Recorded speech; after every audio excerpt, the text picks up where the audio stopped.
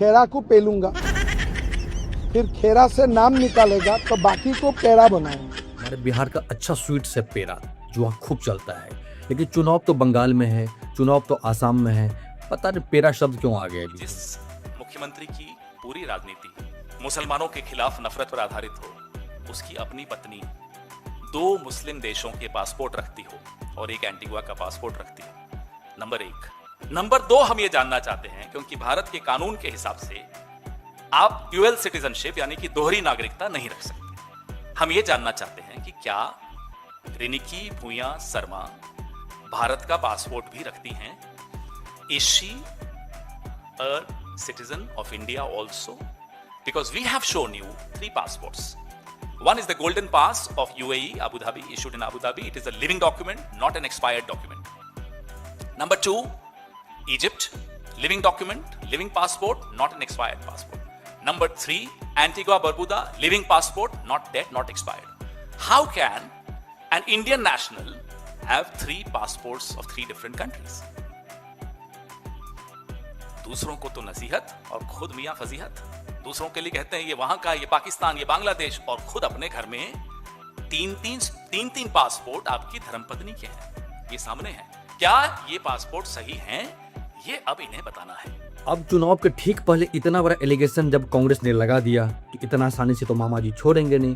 वैसे भी मामा जी का कांग्रेस से कितना पुराना रिश्ता है, अभी क्या चल रहा है वो आप देखते ही देखते हो। एकदम कांटे का टक्कर चलता है, जहां भी देखो बवंडर चलता है। इधर से बयान आती है, उधर से बयान जाती है। लेकिन चुनाव से पहले आपने मामा जी को छेड़ दिया है खेरा साहब। पहले खेरा को पेलूंगा, फिर खेरा से नाम निकालेगा तो बाकी को पेड़ा बनाऊंगा। अब जाहिर सी बात है, खेरा साहब को आपने बोला है चुनाव है तो वो तो चुप बैठने वाला है नहीं। आपने केवल हेमंता जी को नहीं बोला है, अब आपने तो उनकी पत्नी को, उनको फैमिली को लपेट दिया है, तो जाहिर सी बात है कोई चुप बैठने वाला तो है नहीं। पवन खेरा ने आज 3 पासपोर्ट तीनों कंट्री का मेरा पत्नी का है बोल के उन्होंने एक प्रेस कॉन्फ्रेंस किया। साथ साथ मेरा बेटा का नाम में कोई सारा कंपनी का, ये लोग तो 52,000 करोड़ तक चला गया। असम में पूरा 52,000 बजट ही नहीं है। एक सीएम अगर 20 साल भी कमाएगा तो 52,000 नहीं हो सकता है। ये तो बेसिक बात है।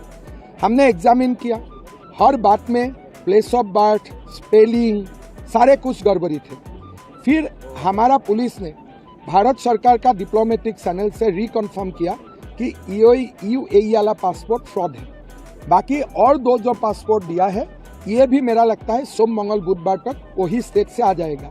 अल्टीमेटली पवन खेरा का ऊपर एक फ्रॉड डॉक्यूमेंट्स बनाना, क्रिमिनल कॉन्स्पिरेसी करना, पवन खेरा का साथ जो बैठा था सबका ऊपर मेरा लगता है कि मैं कॉन्फिडेंट हूँ अभी पवन खेरा उनका जीवन का अंतिम क्षण असम का जेल में ही कटेगा। किसी बंदे पे इतना बड़ा एलिगेशन लगा देना, इतना बड़ा आरोप लगा देना, तो जाहिर सी बात चुप तो बैठने वाले हैं नहीं। चुनाव है सर पे, लेकिन जिस कॉन्फिडेंस में, जिस पावरफुल के साथ हेमंता बिस्वा शर्मा बात कर रहे हैं, इनको लगता है कहीं ना कहीं हमको लग रहा है जो चीजें हैं वो गलत है। ये मैं अनुमान लगा रहा हूँ, मैं बोल नहीं सकता क्योंकि वो तो जांच का विषय है, वो तो कानून अपना काम करेगी, सिस्टम अपना काम करेगा। लेकिन जो कॉन्फिडेंस, कई बार क्या होता है, अगर आप किसी पर एलिगेशन लगाते हो, आरोप लगाते हो, तो वो बंदा थोड़ा सा सपकाता है, थोड़ा सा डरता है। लेकिन ऐसा नहीं हुआ। जाहिर सी बात है, किसी पार्टी के किसी मंत्री के ऊपर, किसी सीएम के ऊपर इतना बड़ा एलिगेशन लगेगा, चुप तो वो भी बैठेगी। फिर जो हमारे एक त्रिवेदी हैं, यानी कि गूगल त्रिवेदी, सुधांशु त्रिवेदी, उन्होंने क्या कहा, इसको सुनिए। जो दस्तावेज उन्होंने जारी किए हैं उसमें जो सरनेम है वो गलत लिखे, उसमें SHAR में शर्मा लिखा है,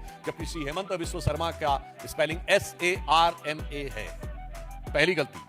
जो फोटो है वो जो वास्तविकता में UID के लिए तुरंत फोटो खींची जाती, वो ना देखकर एक पब्लिक फिगर की पब्लिक डोमेन में जो फोटो अवेलेबल हैं उन फोटोओं से लगती है।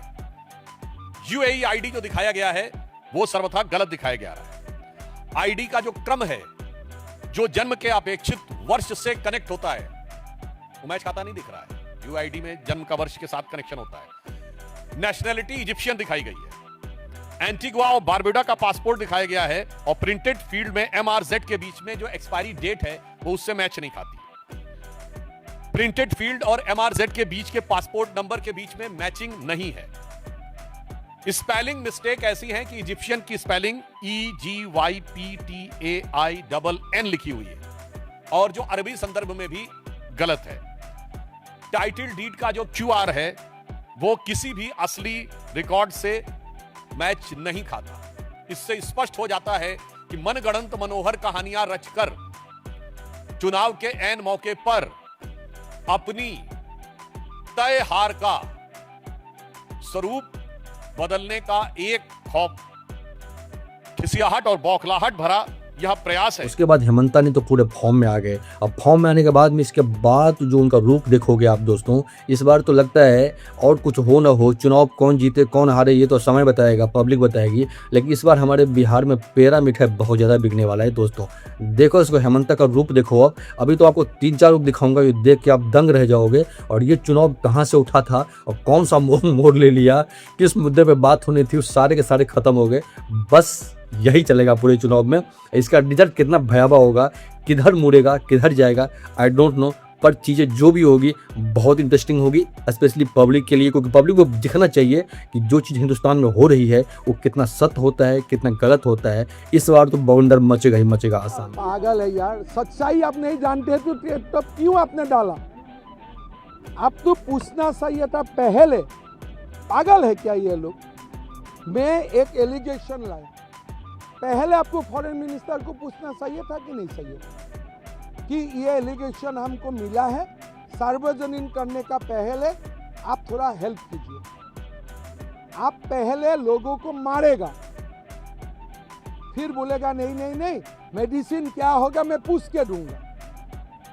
क्या पागल जैसे। अच्छा दोस्तों, आपको याद होगा मोहब्बत की दुकान, हमारे जो बहुत बड़े नेता हैं देश के अंदर में, वो हमेशा मोहब्बत की दुकान चलाते हैं, लेकिन उनकी पार्टी बंगाल में क्या कर रही है, सरेआम क्या बोली, आरएसएस को बीजेपी को सांप कह दिया और बोला उसको मारो। नमाज पढ़ रहे हो उस समय अगर ये दिखे तो इनको मार दो, क्योंकि आपके कुरान में लिखा है, आपके धर्म में लिखा हुआ कहा जाता है कि अगर सांप कोई जहरीला सांप आए तो आप नमाज छोड़ के उसको मार सकते हो। मतलब आरएसएस को बीजेपी को आपने किसी सांप से तुलना कर दिया। आप नफरत नहीं फैला रहे हो तो क्या है, पब्लिक के लिए आप सीधा बोल रहे हो कि मारो, मतलब ये क्या है? आप ये नफरत नहीं है, फिर आप कहते हो मोहब्बत की दुकान। ऐसे चलोगे मोहब्बत की दुकान? कोई इस जहरीला सांप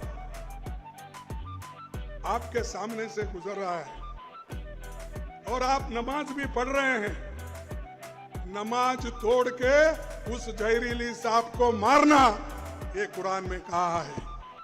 और मैं यही कहूंगा, आपका नमाज तोड़ना है तो परवाह नहीं, ये जहरीला सांप है आरएसएस और बीजेपी, इसको अगर आप नहीं मारेंगे आप कभी बचेंगे नहीं। खड़गे जी का उम्र हो गया, अभी भी पागल जैसा बात कर रहे।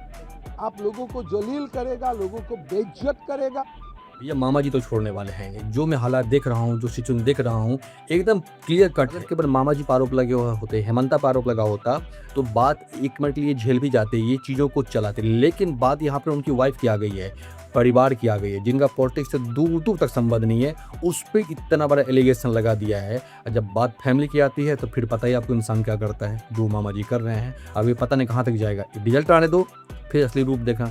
लेकिन इन सब के बीच हमारे जो मोटा भाई है वो बैठ गए हैं 15 दिन के लिए बंगाल में, और सीधा बोल दिया है चिंता ना करो, हम बैठ गए बंगाल में। मित्रों, मैं लंबा भाषण करना नहीं चाहता हूं।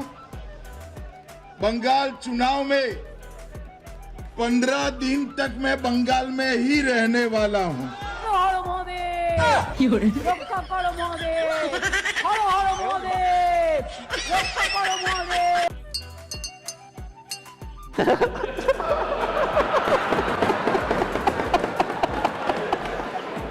जाहिर सी बात है, मोटा भाई बंगाल में बैठे हैं तो जो केंद्रीय बल है, जो सीआरपीएफ है, वो भी तैनात रहेंगे। जो वहाँ पे शांति दूत वहाँ पर रंग में भंग डाल रहे हैं ना, उसकी तो ऐसी तुराई हो रही है, इतनी मधुर मधुर आवाज़ें, इतनी स्वीट स्वीट आवाज़ें आ रही है वहाँ से, जो हम आपको दिखा भी नहीं सकते।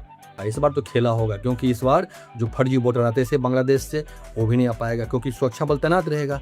ऐसे भी है वहाँ पे कि आके वोटिंग करके निकल जाता है, पता भी नहीं चलता है दोस्तों। इस बार तो उनको तो पिछवाड़े पैसे लट पड़ेंगे, ऐसी तुराई होगी और हो भी रही है। तो इस बार तो बंगाल में तगड़ा खेला होगा, और इस बार खेला होना जरूरी भी है, क्योंकि जो हम वहाँ के दृश्य देखते हैं, जो वहाँ की न्यूज़ आता है, जो वहाँ पर इंसिडेंट होता है, वो देख के कितना भयावह लगता है। अरे आम जनता को छोड़ो, जो सीआरपीएफ है, जो पुलिस वाले हैं, उनको ये नहीं छोड़ते भाई उनकी गाड़ी अल्टी पल्टी कर देते हैं, उसके साथ ऐसा बिहेव होता है, तो आम जनता के साथ ये लोग क्या करते होंगे, ये आपकी कल्पना से, आपकी सोच से परे है। जो हो रहा है बंगाल में, फिर हमारे देश के अंदर एक भी लिबरांडू, ऐसे पॉलिटिशियन, ऐसे जितने भी कहते हैं कि मैं सेकुलर हूँ, मैं ये हूँ, मैं हूँ, एक सब नहीं निकलता इनके मुंह से। इनको सब कुछ लगता है बंगाल में तो सब चंगा है, बंगाल में सब सही है। जब भी इस मुद्दों पे बात करो, बीजेपी करवाती है, बीजेपी करवाती है।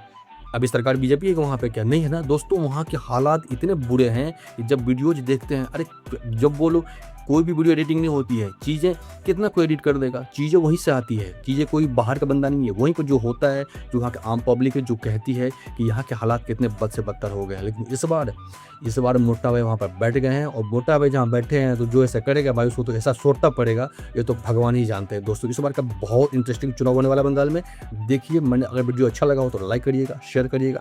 मिलेंगे फिर से, तब तक के लिए धन्यवाद। जय हिंद, जय भारत।